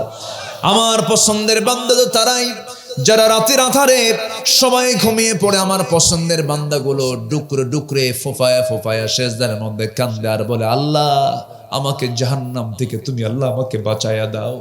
এমন করে যারা বলে, আমি আল্লাহ তাদেরকে মাফ করে দেই। জোরে কোন সুবহানাল্লাহ। কানেকশনটা 1 নাম্বার কার সাথে হবে? আসতে বলবেন না, কার সাথে হবে? আমার সবচেয়ে কাছের কে, আমার সবচেয়ে আপন কে? মার পেটের মধ্যে কেউ ছিল না, ছিলেন কে? রুহের জগতে কেউ ছিল না, ছিলেন কে? এই দুনিয়াতে হয়তো কিছু আপনজন পেয়েছে, কিন্তু এগুলো সব স্বার্থপর। কেউ আমার আপন না, সব আমার পর হয়ে যাবে। আমি মরে যাব, আবার কবরে চলে যাব। আমার আপন কে বলেন? আসতে বলবেন না, কে আমার আপন? আল্লাহ আল্লাহ আল্লাহ। আল্লাহ ছাড়া আমার কেউ আপন? আমার ভাইয়েরা, এই জন্য কখনো নামাজকে ভোলা যাবে না, নামাজকে কখনো বাদ দেওয়া যাবে না, আল্লাহর জিকিরকে কখনো বাদ দেওয়া যাবে না। আমি একটা আয়াত কিন্তু কিছুক্ষণ আগে বলেছি, সূরাতুল আলার 2-3টা আয়াত বলেছি, কোন বান্দা সফল? যার মধ্যে 3টা কাজ থাকে। 1 নাম্বার হলো নফসকে যে বান্দা শুদ্ধ করতে পারলো, হিংসা মুক্ত রাখতে পারলো, অহংকার মুক্ত রাখতে পারলো। হিংসা আসবে তার ধ্বংস হবে, ঠিক কিনা বলেন? অহংকার আসবে তাকে মামুবাড়ি দিল্লি যেতে হবে। আসতে কন কেন? অহংকার ছিল না? বলতেছে আমার দেশের সন্তানগুলো চায় কোটা সংস্কার। বললো না, আমরা কোটা সংস্কার চাই, যোগ্যতার মূল্যায়ন চাই। ঢাকা ইউনিভার্সিটির মেধাবী ছাত্রদের একটা আন্দোলন ছিল, বলল যে আমাদেরকে কোটা সংস্কার করতে হবে, মেধার মূল্যায়ন করতে হবে, কোটাকে বাতিল করতে হবে। তাদের ন্যায্য একটা দাবি তারা চেয়েছে। কথার সাইজ দেখলেন না? অহংকার কাকে বলে? রাজাকারের নাতিপুতির চাকরি হবে, এটাকে বিনয় না অহংকার? অহংকার। এটা আমার দেশ, আমার বাপের দেশ, আমার বাপ স্বাধীন করছে। আল্লাহকে অহংকার দেখাস আমার জমিন নিয়া, যা এই জমিন তোর জন্য হারাম করে দিল্লি পাঠায় দিলাম, যা। ঠিক কিনা? আল্লাহ আছেন না নাই? অহংকার দেখানো যাবে না। রাগ করতেছেন নাকি আপনারা? অনেক জ্বালাইছে আমারে। এই পাবনায় 10 বছর আসতে দেয় নাই। মামলা দিয়েছিল দইবাজারের একটা মাহফিলে। আমি সেদিন সিরাতের উপর আলোচনা করেছি। একটা কথাও আমি এদিক সেদিক বলি না। আমি চেষ্টা করি যতটুকু পারি, নিজেকে নিয়ন্ত্রণ করি, কথা বলার চেষ্টা করি। মঞ্চে যখন বসি আল্লাহকে সাক্ষী রেখে বসি।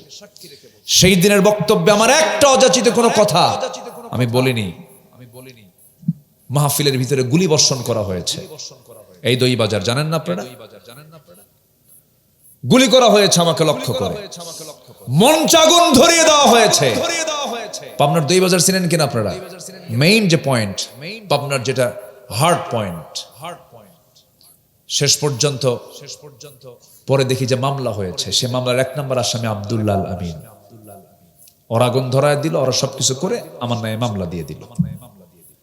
তৎকালীন সেই সময় এমপি আমাকে ফোন দিয়ে বলে, আপনি পাবনায় ঢুকবেন না। আমি বললাম, তোর বাপের পাবনা? এই যে অহংকার গুলো মাটির সঙ্গে মিশিয়ে দিয়েছেন কে? কে কে? আল্লাহ আছেন না নাই? আল্লাহ আছেন না নাই? অহংকার করা যাবে না। জমিন কারো না, জমিন কার? আল্লাহ তাআলা এই জমিনের মালিক। কখনো অহংকার দেখাবেন না। চেয়ারের বড়াই করা যাবে না, কোনো ক্ষমতার বড়াই করা যাবে না। আল্লাহ মুহূর্তের মধ্যে সব হিরোকে জিরো বানা দিতে পারেন। এমন ক্ষমতা কার আছে? কার আছে? আল্লাহর আছে। কষ্ট পাচ্ছেন মনে হয়? শেষ করে দেব নাকি আমি? কারো কোনো সমস্যা নাই তো? ভাবলেন যে হয়তো ভাবতেছেন হুজুর এতক্ষণ তো ঠিকই ছিলেন, আবার কোন লাইনে গেলেন? এটাও লাইন। আমাদেরকে মঞ্চে উঠলেই বলে হুজুর রাজনৈতিক কোনো বক্তব্য দিবেন না, হ্যাঁ বলে। কিন্তু ওনারা এসে, যারা বলেন ওনারা এসে এখানে রাজনীতি করেন। ওনারা ঠিকই দলের পরিচয় দেন, ভোট চান, সবকিছু করেন, ওনাদের সব জায়েজ, আমরা কিচ্ছু বলতে পারবো না। ওরা মদের দোকান দেবে, আমরা দোয়া করে আসবো, কি ঠিক আছে না? ওরা কাম কুকাম করবে, আমরা দোয়া করে দেব। এই দিন বাংলার জমিন আমরা আর দেখতে চাই না, ঠিক কিনা? ওরা চায় আলেমদেরকে জানাজায় দেখবে, বিয়ে শাদীতে দেখবে, জন্মের সময় দেখবে, আর তালাকের সময় দেখবে, আর বাকি জীবন ওরা চালাবে। এই সিচুয়েশন আমার রাসূল করেন নাই। রাসূল ইমাম ছিলেন, শাসক ছিলেন। সাইয়েদনা আবু বকর শাসক ছিলেন, ইমাম ছিলেন। ওমর ফারুক ইমাম ছিলেন, শাসক ছিলেন। আমরা ইমাম ওরা শাসক দেখতে চাই। কথা ক্লিয়ার? কোনো ভেজাল আছে? এটাই সত্য কথা। চোর বাটপাটদের আমরা আর দেখতে চাই না। 28 লক্ষ কোটি টাকা দেশ থেকে পাচার হয়েছে, 28 লক্ষ কোটি টাকা বিগত 16 বছরে। বাপের টাকা না আমার আপনার টাকা, জনগণের টাকা কিনা বলেন, সব পাচার হয়ে চলে গেছে। আমরা এগুলো বলতে পারবো না। ওরা আকাম কুকাম করবে, আমরা দোয়া করে দেব। আমরা দেশের নাগরিক না। আচ্ছা বলেন তো, আপনি মুলাডুলি যাবেন এখান থেকে, হঠাৎ করে হোন্ডা অ্যাক্সিডেন্ট করে আপনি খাদে পড়ে আপনার হাতের কবজি এখানে ভেঙে গেছে, আপনাকে বনপাড়া ক্লিনিকে ভর্তি করা হয়েছে। বনপাড়া আছে না আশেপাশে? আছে তো। আচ্ছা, ভর্তি করা হলো, এখানে এত ব্যথা, রোগী বলে ডাক্তার আপনি আমার মাথা থেকে পা পর্যন্ত এমন কোন জায়গা না, সব জায়গায় আপনি হাত দেবেন, কিন্তু কবজিতে হাত দিবেন না। বলেন তো ওর হাত ছাড়বে? কোথাও হাত না দিলে কোন জায়গায় হাত দিতে হবে? ওই ভাঙ্গা জায়গায় আগে হাত দিতে হবে। ভাঙ্গা জায়গায় হাত দিলেই ভাঙ্গা সাঙ্গা হবে। ভাঙ্গা কি হবে? সাঙ্গা হয়ে ঠিক হয়ে যাবে। কিন্তু রোগী কি কয়? ব্যথার ঠেলায় কি কয়? ওই জায়গায় হাত দেওয়া, জানেন ডাক্তার কি কয়? থাম। কোন জায়গায় হাত দেওয়া লাগে আমি দেখতেছি। একেবারে হাত পা শক্ত কইরা বাইন্দা, এরপরে হাত সই কইরা হাড় হাড্ডি সোজা করে অর্থোপেডিক্সের ডাক্তাররা কি করে? এরপরে ব্যান্ডেজ করে দেয়। ও তো চিল্লাচ্ছে শুধু, কিন্তু ডাক্তাররা যদি তার কথা শোনে, ও রোগী সারবে? সারবে না। আমাদেরও কাজ আছে। যেমন যেখানে ভাঙছে সেই জায়গায় হাত দিতে হবে। সমাজের যেখানে ভাঙ্গার পচন ধরেছে সেই জায়গায় আমাদের বক্তব্য দিতে হবে। কি কথা ক্লিয়ার? সব ওরা বোঝে, আমরা কিচ্ছু বুঝি না, আমরা কুসু বুঝি। খুব অত্যাচার করেছে। মসজিদে খুতবা দেওয়ার সময় কথা বলে, হুজুর আকাশ নিয়ে কবেন আর কবর নিয়ে কবেন, দুনিয়া আমরা দেখব। কত বড় বদমাইশ এগুলো সব। আছে না নাই? আছে। আমার আগামীর বাংলাদেশকে আমরা কোরআনের বাংলাদেশ দেখতে চাই। জোরে বলি ইনশাআল্লাহ। আরো জোরে বলি ইনশাআল্লাহ। যারা কোরআন দেখতে চায় না, যারা নামাজ দেখতে চায় না, নতুন করে মুসলমান হতে হবে তাদেরকে। আপনি ইসলামকে পৃথকভাবে দেখতে চান কেন? ইসলাম সব জায়গায় থাকবে। ইসলাম ছিল, আছে, থাকবে। এক জায়গায় না সব জায়গায়? এক জায়গায় না সব জায়গায়? রাসূল কি দেশ চালান নাই? তো রাসূলকে আপনি দেশের মডেল বানান না কেন? রাসূলকে শুধু সুন্নতের মডেল, শুধু দাড়ি দেখবেন, টুপি দেখবেন, জুব্বা দেখবেন, রাসূলকে রাষ্ট্রনায়ক হিসেবে মানবেন না। আপনি উম্মত নন, আপনি ভণ্ড, আপনি প্রতারক। এটা বুঝতে হবে। রাসূল ছিলেন একজন শাসকদের মডেল। মুহাম্মদ সাল্লাল্লাহু বিচার করতে বসেছেন, এক মহিলা চুরি করে ধরা পড়েছে। ধনী মানুষ, সম্ভ্রান্ত বংশী একজন নারী, নাম ফাতেমা। নাম কি? ফাতেমা। নবীর মেয়ের নাম কি? ফাতেমা। চুরি করে ধরা পড়ছে। রাসূল বললেন হাত কাটো। কিছুক্ষণ পর ওই মহিলার বংশ সব লোকজন এসে সাইয়েদনা ওমর ফারুককে বলছেন, দেখেন এই মহিলার হাত কাটলে আমাদের সম্মান থাকবে না, নাক কাটা যাবে, একদম শেষ হয়ে যাব আমরা। উনি নরম হয়ে গেছে। রাসূলের কাছে এসে বলতেছে, হুজুর দেখেন তো একটু বিবেচনা করা যায় কিনা, একটু মাফ করে দেওয়া যায় কিনা। রাসূলের চক্ষু লাল রক্তিম আকার ধারণ করলো। রাসূল লাল হয়ে গেলেন। ওমর তোমার দারাজ কণ্ঠ গেল কোথায়? আজকে ওই মহিলা, ওই ফাতিমা না চুরি করে যদি আমার মেয়ে ফাতিমা বিনতে মুহাম্মদ চুরি করত, সবাইকে সাক্ষী রেখে আমি রাসূল নিজে তার হাত কেটে দিতাম। আল্লাহু আকবার বলেন। রাসূল বিচার করেছেন। ফৌজদারি দণ্ডবিধি কোরআনে আছে না নাই? কোর্ট কাছারি আছে না নাই? চুরি ডাকাতের শাস্তি আছে না নাই? খুনের শাস্তি কোরআনে আছে না নাই? এগুলো কি তামাদি করে রাখবো আমরা? তামাদি বোঝেন তো নাকি? অচল করে রাখবো আমরা? না, এটাকে কাজে লাগাতে হবে। কোরআন আমরা কাজে লাগাবো এক জায়গায় না সব জায়গায়? এক জায়গায় না সব জায়গায়? সব জায়গায় লাগাতে হবে। আমি খুব ধমক মেরে কথা বললাম, এটা ধমকের কথা নয়, এটা সত্য কথা। কিছু কিছু কথা আছে আসতে হয় না, কিছু কিছু কথা আছে আসতে হয় না, এটা তেজোদ্দীপ্ত হয়ে কথা বলতে হয়, মনক্ষুণ্ণ হবেন না। সম্মানিত ভাইয়েরা, আজকে যে নেতৃত্ব জাতিকে জাহান্নাম থেকে বাঁচানোর চিন্তা করে না, সেই নেতৃত্বের মুখে আমরা জুতা মারি। আজকে 54 বছরে নামাজের কোন আইন আছে? আজকে কোন নামাজের কোন আইন আছে? গোটা পৃথিবীর 2 নম্বর মুসলিম রাষ্ট্র হচ্ছে বাংলাদেশ জনসংখ্যার দিক থেকে। সবচাইতে বেশি জনপদ, মুসলিম জনপদ হচ্ছে সবচাইতে বেশি বাংলাদেশ 2 নম্বর, ইন্দোনেশিয়া ফার্স্ট, এরপর বাংলাদেশ। নামাজের ব্যাপারে কারো কোনো বক্তব্য নাই। কত আইন পাস হলো? আইন পাস হয়েছে কি জানেন? মদের আইন পাস হয়েছে, মদের লাইসেন্স দেওয়া হয়েছে, সুদের আইন পাস হয়েছে, বেশ্যাবৃত্তির লাইসেন্স দিয়েছে 54 বছরে। নামাজের আইন কেউ পাস করেনি। কারো চিন্তা নাই জাহান্নাম নিয়ে, কারো চিন্তা নাই জান্নাত নিয়ে, কারো চিন্তা নাই। যাদের জান্নাত জাহান্নাম নিয়ে চিন্তা নাই, যে দলের জনসভায় গেলে জোহর লাগে না, আসর লাগে না, মাগরিব লাগে না, ওই নেতার নেতৃত্ব মানার দরকার আছে আমাদের? দরকারই নাই। নামাজকে কখনো ভোলা যাবে না। একটু মনোযোগ দিয়ে কথাগুলো শোনেন। অর্ধজাহানের খলিফাতুল মুসলিমিন ওমর ফারুক রাদিয়াল্লাহু তাআলা আনহু গোটা দুনিয়ার অর্ধ দুনিয়া 40টা রাষ্ট্র তিনি চালিয়েছেন। 40টা রাষ্ট্র এখন হয়েছে সেই এরিয়া জুড়ে, অনেক বড় রাষ্ট্র। সাইয়েদনা ওমর ফারুক রাদিয়াল্লাহু তাআলা আনহু দুনিয়া থেকে বিদায় নেবেন, সারা সময় তিনি দোয়া করতেন, আল্লাহুম্মা রযুকনি শাহাদাতান ফি সাবিলিক ওয়াজআল মাউতি ফি বালাদি রাসূলিক। আল্লাহ গো, তুমি আমাকে শহীদের মৃত্যু দান করো এবং নবীর শহরে আমার মৃত্যুটা দিয়ে দিও। এই দোয়া তিনি প্রায় করতেন। এই 2টা দোয়া, যদিও সেই সময়ের সঙ্গে এটা মিল ছিল না, কারণ তখন মক্কা বিজয় হয়ে গেছে, মদিনা বিজয় হয়ে গেছে, মদিনার আশপাশও বিজয় হয়ে গেছে, তিহামা অঞ্চল পর্যন্ত ইসলাম পৌঁছে গেছে, যুদ্ধ হওয়ার আর সম্ভাবনা নাই।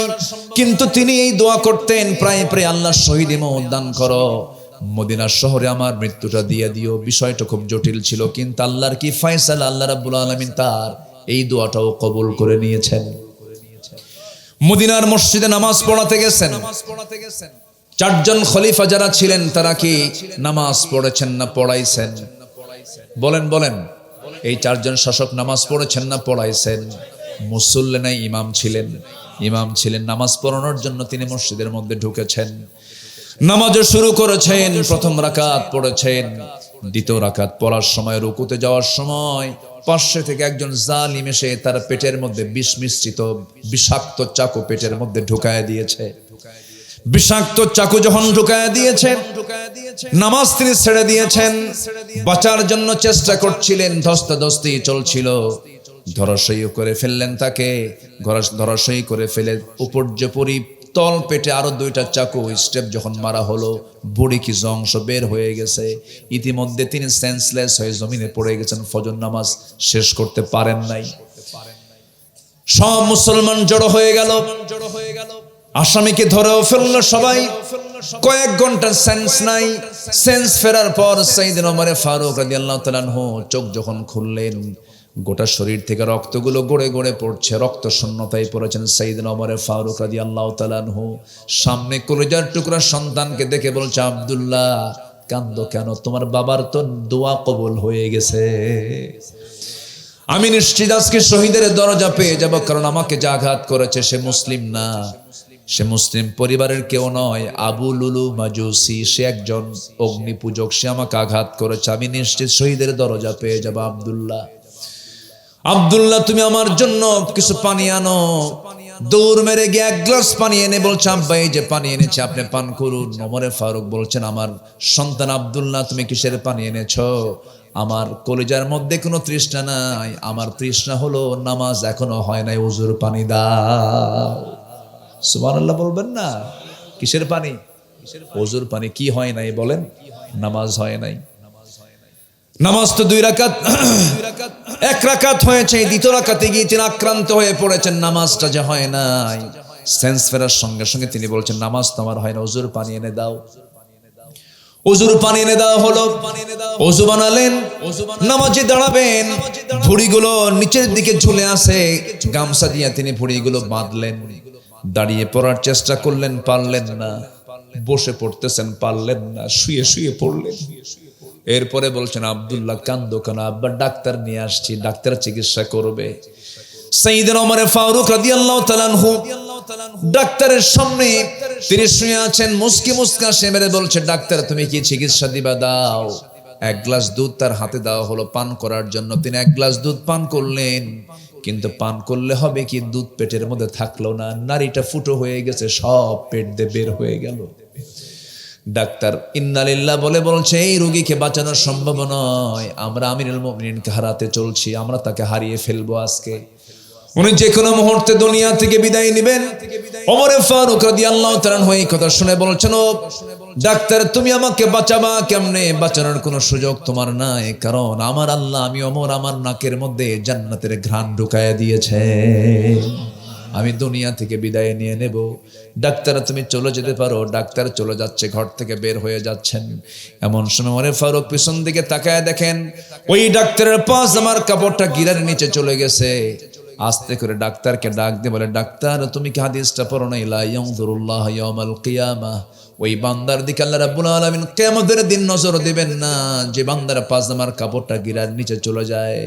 পাজামার কাপড় ঠিক করো, চিন্তা করুন মৃত্যুর সময় তার দাওয়াতি কাজ বন্ধ হয় নাই। জোরে কোন সুবহানাল্লাহ। আমার বন্ধুগণ, কি ফিকির, কি জিকির তাদের মধ্যে কাজ করেছে। এরপরে ডাক্তার বিদায় হওয়ার সঙ্গে সঙ্গে এবার বলছেন, আমার আব্দুল্লাহ এই দিকে আসো। 2 বছর আগে আমার ভাই আবু বকরকে নবীর কবরের পাশে তাকে শোয়ায় দিলাম, তার কবরটা নবীর কবরের পাশে। আমার বড় শখ, আমি আমার নবীর পাশে ঘুমাতে চাই, আমি আমার নবীর পাশে ঘুমাবো, কিন্তু জায়গা তো আমার নয়, ঘর তো আম্মা জান আয়েশা সিদ্দিকার। উনি যদি রাজি না হন আমি কেমন করে ঘুমাবো? তার বাবা তো সেই জায়গায় শুয়ে আছে, সেদিন আমার জায়গা, আমাকে একটু জায়গা করে দিত, আমার ওসিয়তটা পূর্ণ হতো। তুমি যাও, আমার পক্ষ থেকে সালাম জানাইয়া বলো। যখন গিয়ে বলেছেন, আমার আব্বা পাঠিয়েছেন, তুমি আমাকে এই প্রস্তাব দিয়ে পাঠিয়েছেন। আম্মা জান আয়েশা সিদ্দিকা রাদিয়াল্লাহু আনহা কাঁদে কেঁদে বলছেন, আহারে এত বড় একজন দামি মানুষ আমাকে আজকে ছোট্ট একটা বিষয়ের ব্যাপারে আমার কাছে আবদার করেছেন, আমি কেমন করে মানা করি? আমি আমার ঘরের বাকি জায়গাটুকু অংশ আমিরুল মুমিনিন ওমর ফারুককে দান করে দিলাম। সুবহানাল্লাহ। যারা গেছেন মদিনায়, আমার নবীর মাকবারার পাশে আরো 2 জন সাহাবীর কবর আছে। মোট কয়জন শুয়ে আছেন বলেন? 3 জন। বাকি সাহাবীগুলো বাকিল গারকাত, বাকি গোরস্থান যেটা বলে, বাকি কবরস্থানে তারা সব শুয়ে আছেন। আর আমার নবীর পাশে শুয়ে আছেন 2 জন সাহাবী। আল্লাহ পাক আমাকে সর্বশেষ এবছর, আল্লাহ পাক বহুবার নিয়েছেন, এবার গিয়েছিলাম 4 মাস আগে। এই 4 মাস আগের যাওয়ার অভিজ্ঞতাটা অত্যন্ত আমাকে খুব চিত্তের খোরাক দিয়েছে, আমি খুব তৃপ্তি বোধ করেছি। গিয়েছিলাম রাত 3টার দিকে, রওনা দিলাম। দুনিয়ার একটা জায়গা আছে, রাসূল বলেছেন, মা বাইনা বাইতি ওয়া মিম্বারি রাওদাতুম মিন রিয়াদিল জান্নাহ, আমার ঘর এবং আমার মিম্বারের মাঝখানের যে অংশটুকু, এটা হলো জান্নাতের টুকরা। জোরে করুন সুবহানাল্লাহ। আল্লাহ পাক সবাই কেমন বরকতময় জায়গায় যাওয়ার তৌফিক দান করুন। রাত 3টার দিকে ঢুকলাম। আমার সাথে ছেলে ছিল, ছেলেটাকে নিয়ে বললাম, বাজান চল জান্নাত দেখে আসি, জান্নাতের টুকরা দেখে আসি। জান্নাত তো নয়, জান্নাতের টুকরা, রাওদাতুম মিন রিয়াদিল জান্নাহ। ভিতরে ঢুকলাম, টাইম মাত্র 10 থেকে 12 মিনিট পাওয়া যায়, আধা ঘন্টা পর আজান হবে। ভাবলাম এখানে কেমন করে থাকা যায়, একটু বেশি সময় থাকতে পারলে খুব তৃপ্তি বোধ হতো, খুব ভালো লাগতো। চিন্তা ফিকির করছি, দাঁড়ায় আছি। হঠাৎ করে দেখি আমার দেশের কিছু মানুষ, সেখানে প্রবাসী, আমাকে দেখি 7-8 জন দৌড় মেরে আমার কাছে আসছে। ওই জায়গায় চাকরি করে, পরিচ্ছন্ন কর্মী। তারা ড্রেস পরে আছে, আমার দিকে তাকায়া ফেল করে তাকায়া আছে। সামনে এসে সালাম দিয়ে বলে, হুজুর আপনার ওয়াজ আমরা শুনি, খুব ভক্ত। ভাবলাম দেখি তো কিছু বলা যায় নাকি, জড়িয়ে ধরে আমার কাছে দোয়া চাচ্ছে। এমন সময় বললাম, ভাই আসছে এই জায়গায় এমন বরকত, এই জায়গায় আপনারা চাকরি করেন, আমাকে তো বের করে দিবে কিছুক্ষণ পর, দেখুন তো আমাকে একটু রাখা যায় নাকি ফজর পর্যন্ত। হুজুর বসেন, ব্যবস্থা করছি, পিছনে বসেন। সামনে যে এখানকার যে অ্যাডমিনিস্ট্রেশন যে অফিসার, যে মূল দায়িত্ব, তার কাছে গিয়ে আমার ব্যাপারে এমন পাম দিছে, বুঝলেন? পাম দেওয়া বুঝলেন তো? আমার দেশের মানুষ কিন্তু বেস্ট পাম্পার, মানে এত তেল মারতে পারে আমার দেশের মানুষ, এটা বিশাল ব্যাপার। আমি যা না তার চাইতে ডাবল বলে এমন বলছে যে মূল দায়িত্বে থাকা অফিসার, উনি দেখি যে দৌড়ে আসতেছে আমার দিকে। এসে আমার হাতটা ধরে আস্তে করে টেনে নিয়ে গিয়ে একদম রওদাতুম মিন রিয়াদিল জান্নাহ, আমার নবীর মাকবারার সাথে প্রথম কাতারে আমার নবীজির কবরের সাথে দেওয়াল, দেওয়ালের সঙ্গে একটা গ্রিল, গ্রিলের সাথে প্রথম যে বসার জায়গাটা, সেজদার জায়গাটা, সেই জায়গা আমাকে বসায় দিল। বসায় দিয়া ইনটেক একটা জমজমের পানি আমার হাতে দিল, এরপর আতর টাতর লাগায় দিল, তারপরে খেজুর টেজুর হাতে দিয়া, ওই দেশের মানুষ আবার খুব সুমা খায়, হাতে সুমা খায়, কপালে সুমা খায়, থুতু সহ সুমা খাইছে, বুঝলেন? খাইয়া পরে চলে গেল, বললো হুজুর আপনি এখানে বসেন, আপনার যা চাওয়া আপনি চান। আমি বসে আছি, আল্লাহর শুকরিয়া আদায় করলাম। বসে আছি, বাম পাশেই মাত্র 3 থেকে 4 হাত দূরে আমার নবীর মাকবারা, আমার নবীর কবর। আল্লাহি আমার মনে হচ্ছিল যেন আমার নবীর গায়ের ঘ্রাণ যেন আমার নাকে এসে ধাক্কা খাচ্ছে। আমি বাম দিকে তাকাই, আবার ডান দিকে তাকায়, দেখি আমার নবীজির মিম্বার, যেখানে দাঁড়িয়ে রাসূল খুতবা দিতেন, মিম্বারটার সামনে বাম পাশে তার কবর। আমি আমার 1500 বছর আগের স্মৃতিতে যেন চলে গেলাম। এই জায়গা দিয়ে রাসূল কতবার ঘর থেকে বের হয়েছেন, মিম্বারে এসেছেন, মিম্বার থেকে আবার ঘরে ঢুকেছেন, আবার এসেছেন, অসংখ্যবার। সেই জায়গাটা আমি 2 হাত দিয়ে শুধু শুতেছি, বারবার শুধু হাত দিয়ে শুধু নাড়তেছি, হারে এই বরকতের জায়গা, আল্লাহ তুমি সবাইকে যাওয়ার তৌফিক দিয়ে দাও। আমি ওখানে একটা দোয়া করেছি, আল্লাহ তোমার কাছে আমার আজকে স্পেশাল একটা দোয়া, বিআই আরদিন তামুত, কোন জমিনে মৃত্যু হবে জানি না, তবে যেদিন মালাকুল মউত আমার কাছে পাঠাবা তার একদিন আগে তুমি আমাকে মদিনায় পৌঁছায় দিবা। এই পৃথিবীতে যদি একটাই ভালোবাসা থাকে, সেটা হচ্ছে 1 নম্বর আল্লাহর ভালোবাসা, নাম্বার 2 হচ্ছে মুহাম্মদ সাল্লাল্লাহু আলাইহি ওয়াসাল্লামের ভালোবাসা। আসুন আমরা এই 2 ভালোবাসাকে সিক্ত করে নিয়ে আমাদের জীবনে এটাকে কাজে লাগাই। আল্লাহ কবুল করুন। সাইয়েদনা ওমর ফারুক মৃত্যুর আগে নামাজ পড়তে পারেন নাই, সেন্স ফিরেই তিনি কিসের পানি চেয়েছেন? বলেন কিসের পানি চেয়েছেন? সবাই কি নামাজ পড়তে রাজি আছেন? কয় ওয়াক্ত নামাজ? একটু হাত উঁচু করে দেখা, জোরে বলি ইয়া আল্লাহ, আমাদেরকে ফজর, যোহর, আসর, মাগরিব, এশা 5 ওয়াক্ত সালাত আদায় করার তৌফিক তুমি আল্লাহ দিয়ে দাও। জোরে বলি আমিন, আরো জোরে আমিন, আরো জোরে আমিন। হাত নামান। আত্মশুদ্ধিতার 10 পন্থা, আত্মশুদ্ধিতার 10 পন্থার এক পন্থা হচ্ছে তওবা করা। কি করা বলেন তো? তওবা করা। নাম্বার 2 হচ্ছে সালাতের প্রতি যত্নশীল হওয়া। নাম্বার 3 হচ্ছে সিয়াম সাধনা। সামনে কয়েকদিন পর আসতেছে, আছে কিনা বলেন? আমরা রমজানকে কাজে লাগাবো, রমজানের প্রিপারেশন নেব, রমজান মাস থেকে না আগের মাস থেকে। আল্লাহুম্মা বারিক লানা ফি রজব ওয়া শাবান ওয়া বাল্লিগনা রমাদান। আল্লাহ কবুল করুন, জোরে বলি আমিন। নাম্বার 4 হলো আল্লাহর জিকির করা। নাম্বার 5 হলো কোরআনের সঙ্গে সম্পর্ক বৃদ্ধি করা। নাম্বার 6 হলো সেজদায় বেশি বেশি কান্নাকাটি করা। নাম্বার 7 হচ্ছে হালাল রিজিক উপার্জন করা। নাম্বার 8 হচ্ছে মিথ্যাচার গীবত বর্জন করা। নাম্বার 9 হলো অন্ধকার অহংকার এবং আত্মগরিমা বর্জন করা। নাম্বার 10 হচ্ছে তাকওয়া অর্জন করা। আল্লাহ রাব্বুল আলামিন 10টা গুণ অর্জন করে আত্মশুদ্ধিতার পন্থাগুলো বেছে নিয়ে জীবনকে সাজানোর তৌফিক দান করুন, জোরে বলি আমিন। অহংকার, হিংসা, রাগ, লোভ, অলসতা জীবনকে ধ্বংস করে দেয়। এগুলো থেকে আমরা বাঁচবো, জোরে বলি ইনশাআল্লাহ।